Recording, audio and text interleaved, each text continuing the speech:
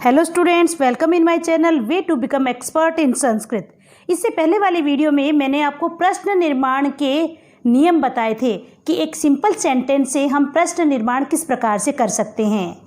अब देखिए, इस वीडियो में मैं आपको प्रश्न निर्माण के उदाहरण बताती हूँ कि जो नियम हमने उस वीडियो में सीखे थे उन नियमों के आधार पर ये उदाहरण हमारे सिद्ध होते हैं या नहीं होते, हमारे सोल्व होते हैं या नहीं होते हैं। देखिए, हमारा फर्स्ट एग्जाम्पल है सुर भारती कुंठा विषम हरति। जरा ध्यान से देखना और ध्यान से सुनना।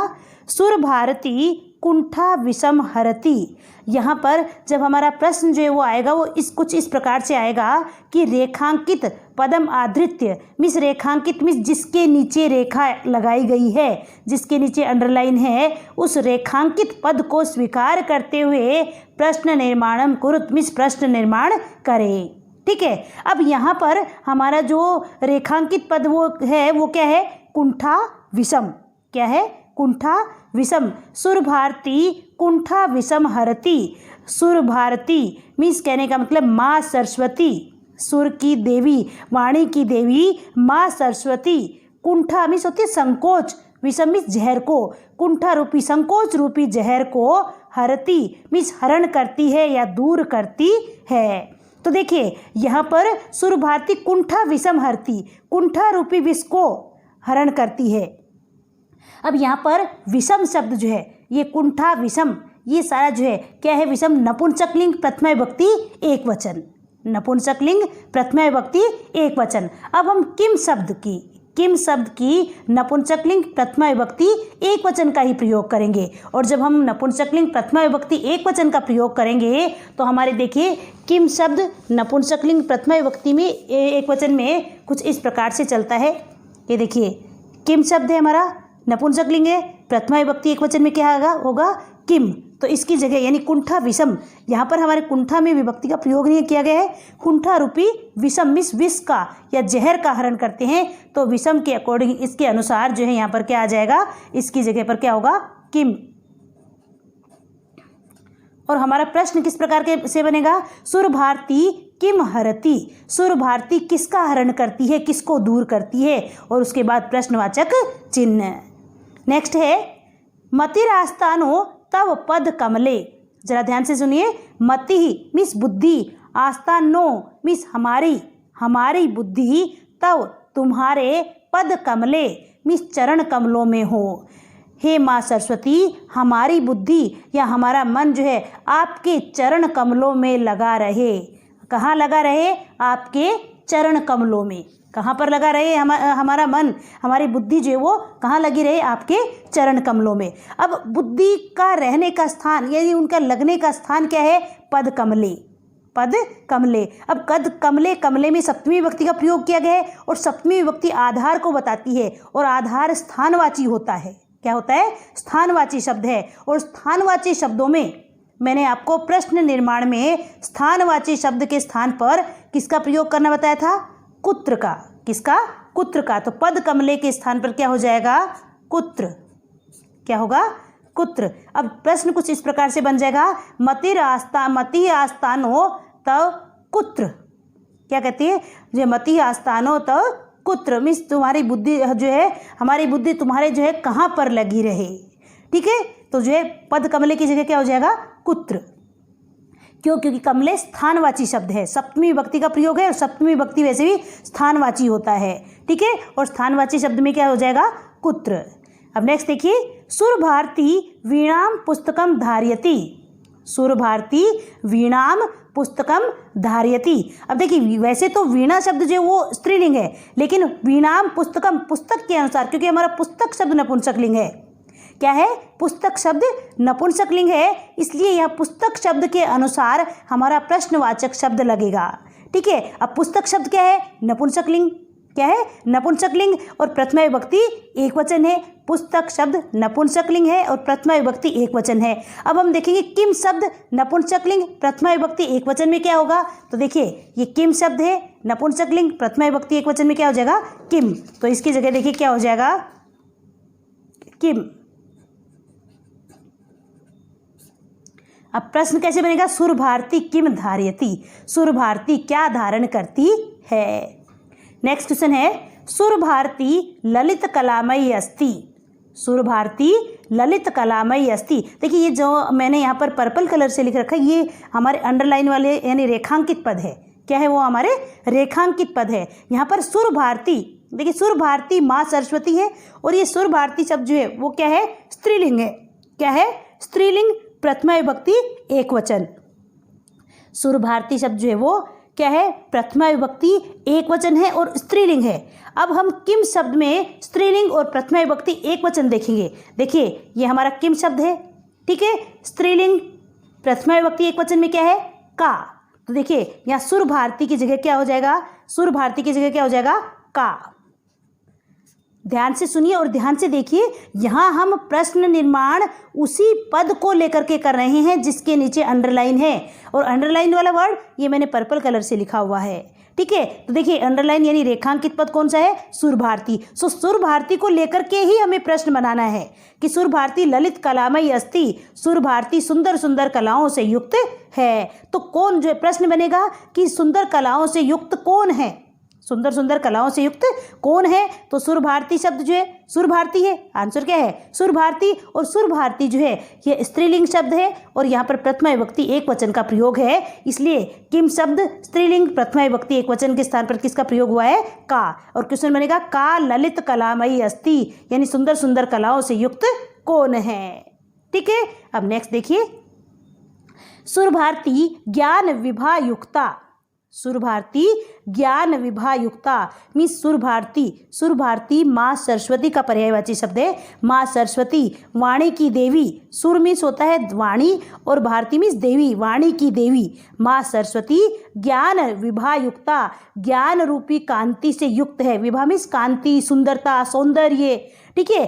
ज्ञान की कांति से या ज्ञान रूपी कांति से, ज्ञान रूपी सौंदर्य से युक्त है, ठीक है। अब देखिए युक्त साथ के साथ, ठीक है। ज्ञान विभा युक्ता, ज्ञान रूपी कांति से युक्त है। तो आपको एक बात बता दूं कि जब आप कारक पढ़े होंगे आपने, तो जब कारक पढ़े होंगे या कारक पढ़ेंगे उस समय जिसके साथ होती है या जिसके साथ होती है, जिसके से युक्त होती है, वहाँ पर उस शब्द में तृतीय विभक्ति का प्रयोग होता है। कौन सी विभक्ति का प्रयोग होता है? तृतीय विभक्ति। जिसके साथ, जिससे युक्त होती है। तो यहाँ पर हमारे जो है ज्ञान विभा से युक्त है। किससे युक्त है? ज्ञान विभा से युक्त है। तो युक्त शब्द को देखते हुए वह किससे युक्त है? क्योंकि जो ज्ञान विभा से युक्त है तो यहाँ पर जो है इन दोनों के स्थान पर जो है कया शब्द का प्रयोग होगा। किसका प्रयोग होगा? कया। मिस सुर भारती कया युक्ता, सुर भारती किससे युक्त है? क्योंकि युक्त सह, साकम, सार्धम, समम, इन सब शब्दों के योग में तृतीय विभक्ति का प्रयोग होता है। और यहाँ पर युक्ता शब्द है तो युक्ता के योग में यहाँ किम शब्द तृतीय विभक्ति एक वचन का प्रयोग हुआ है, तो क्या हो जाएगा? कया, ठीक है। क्या हो जाएगी? कया। और ज्ञान विभा, दोनों ये विभा, देखिए विभा शब्द जो है स्त्रीलिंग है। क्या है? स्त्रीलिंग है। और स्त्रीलिंग किम शब्द, देखिए स्त्रीलिंग किम शब्द तृतीय विभक्ति, ये प्रथमा, द्वितीया, तृतीया, तो क्या हुआ है? कया। तो किसका प्रयोग होगा यहाँ पर? इसके स्थान पर कया। नेक्स्ट देखिए, भगवती जड़ताम हर। भगवती जड़ताम हर, भगवती हे माँ सरस्वती जड़ताम हर, मूर्खता का हरण करो। किसका हरण करो? जड़ताम, मूर्खता का हरण करो, ठीक है। तो क्या हो जाएगा? भगवती किम हर या जड़ताम, प्रथमा विभक्ति एक वचन है, जड़ता शब्द है, जड़ता मीन्स मूर्खता, ठीक है। और इसकी जगह क्या हो जाएगा? किम, भगवती किम हर। नेक्स्ट है, देवी सुर भारती मानस हंसे आसीना भवती।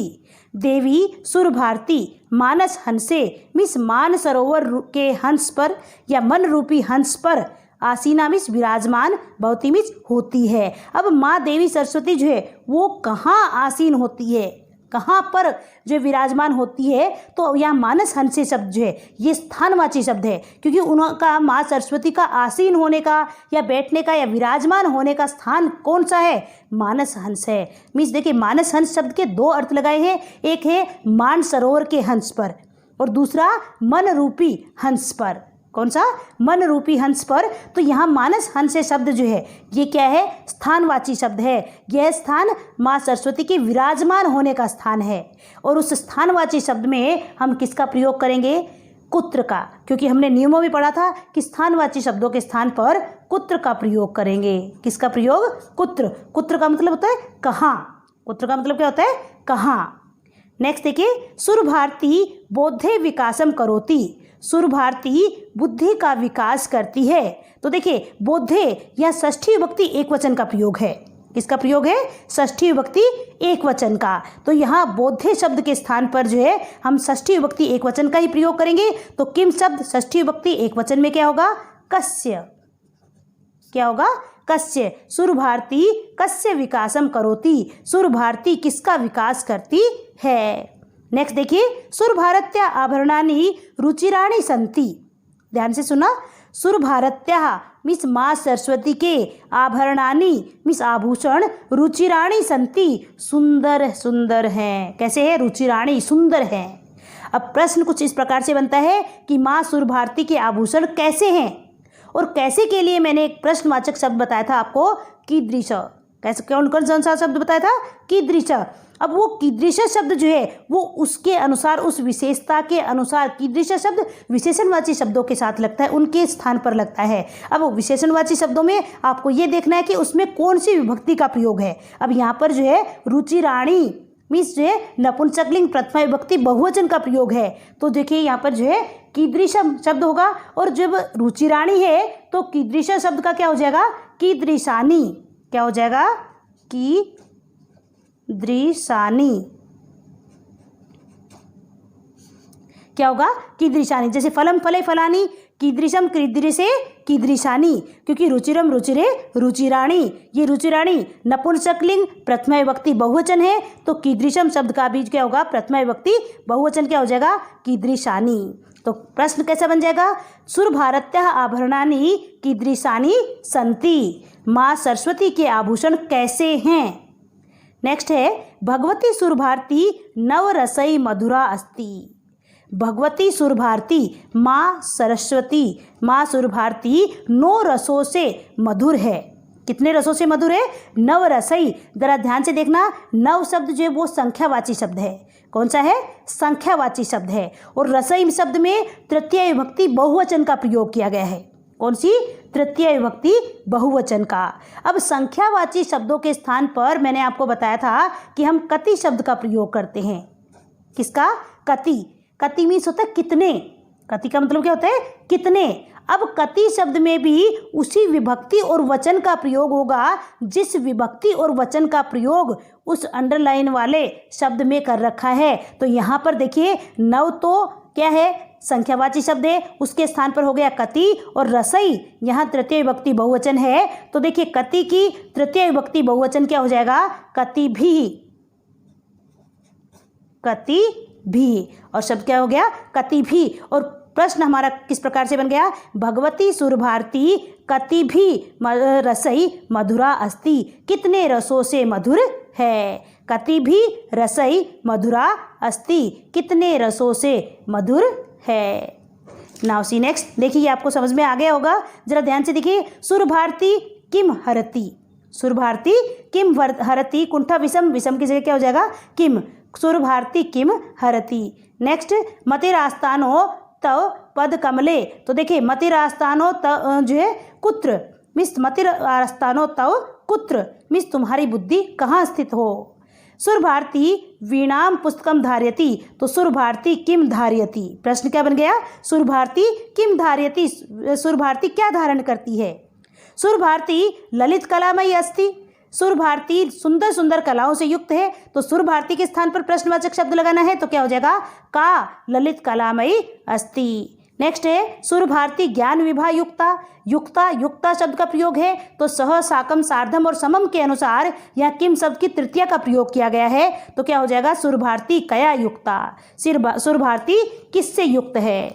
नेक्स्ट है, भगवती जड़ताम हर। तो जड़ताम नपुंसकलिंग प्रथमा विभक्ति एक वचन का प्रयोग है, तो यहाँ पर क्या हो जाएगा? भगवती किम हर। भगवती किम हर। नेक्स्ट है, देवी सुरभारती मानस हंसे आसीना भवती। माँ सरस्वती मानस रूपी हंस पर आसीन होती है। तो देखिए मानस हंसे शब्द स्थानवाची है, इसलिए यहाँ पर किस प्रकार से हो जाएगा? देवी सुरभारती कुत्र आसीना भवती। कहाँ पर विराजमान है? सुरभारती बोद्धे विकासम करोति, सुरभारती बुद्धि का विकास करती है, तो बोद्धे की जगह क्या हो जाएगा कस्य, सुरभारती कस्य विकासम करोति, सुरभारती किसका विकास करती है।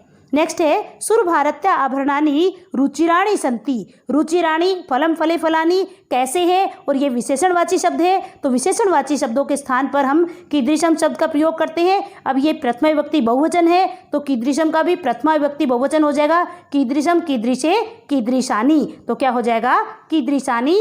और हमारा सेंटेंस कुछ इस प्रकार से बन जाएगा, सुरभारत्या आभरणानि कीदृशानि सन्ति।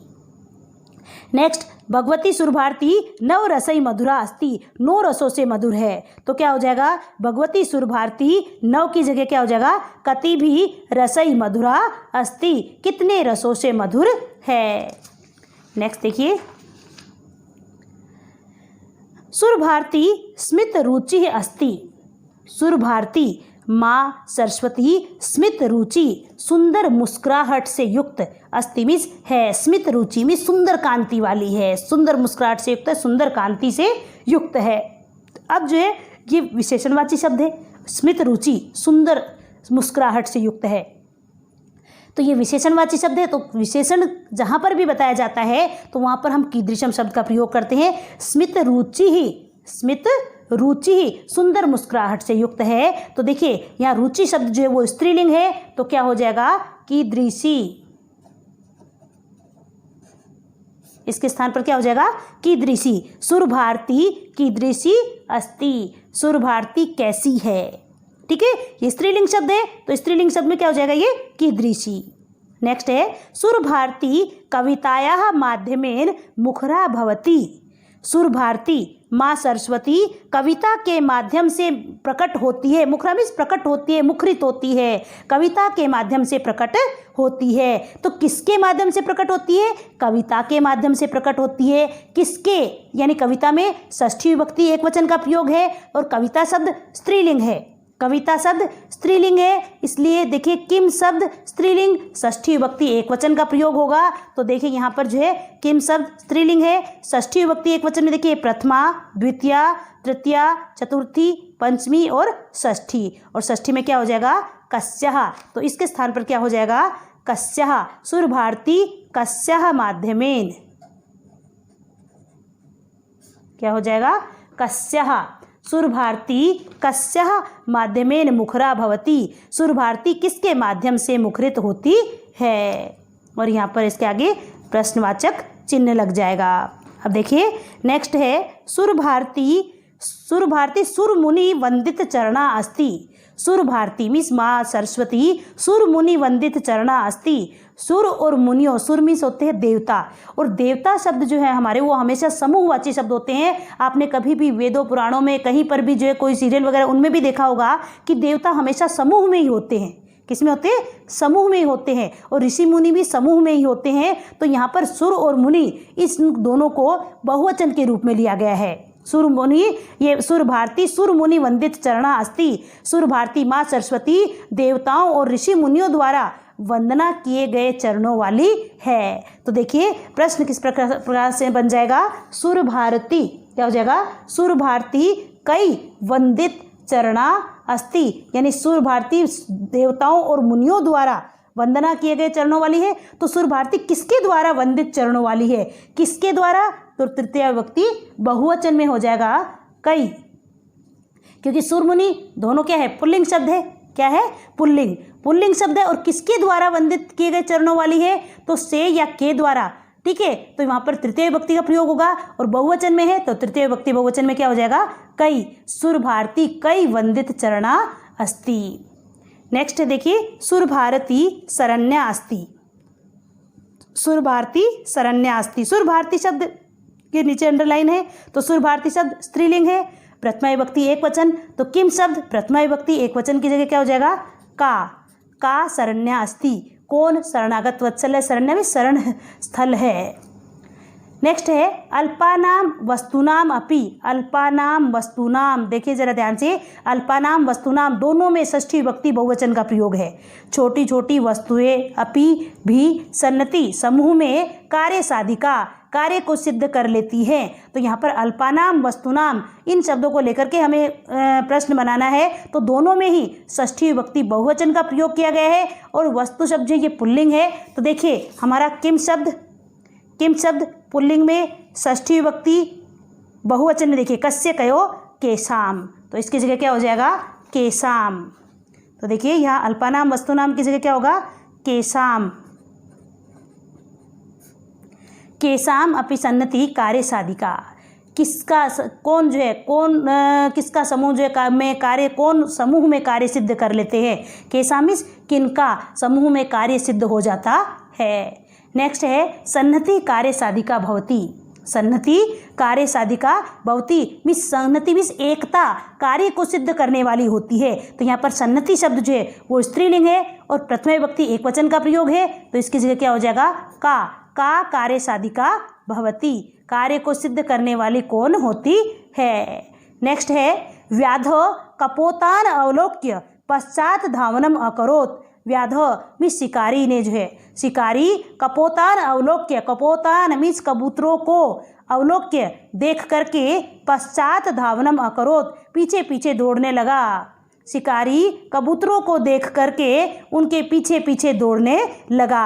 अब यहाँ कपोतान, कपोत शब्द पुल्लिंग है और पुल्लिंग शब्द है। कपोत शब्द कैसे चलता है कपोतः कपोतौ कपोतः, कपोतम कपोतौ कपोतान। तो यहाँ कपोतान कपोत शब्द में द्वितीय विभक्ति बहुवचन का प्रयोग किया गया है। तो हम किम शब्द देखेंगे, पुल्लिंग है शब्द कपोत तो पुल्लिंग ही देखेंगे। किम शब्द पुल्लिंग द्वितीय विभक्ति बहुवचन। अब देखिए यह हमारी जो है किम शब्द है, पुल्लिंग है, द्वितीय विभक्ति है और बहुवचन में क्या है कम कौ कान, क्या है कान। तो कपोतान की जगह क्या हो जाएगा देखिए कान, कपोतान की जगह क्या हो जाएगा कान। और प्रश्न किस प्रकार से बन जाएगा व्याधो कान अवलोक्य पश्चात धावनम अकरोत। शिकारी किनको देखकर पीछे पीछे दौड़ने लगा। नेक्स्ट क्वेश्चन देखिए 18 विपत् काले विस्मय एव का पुरुषस्य लक्षणम।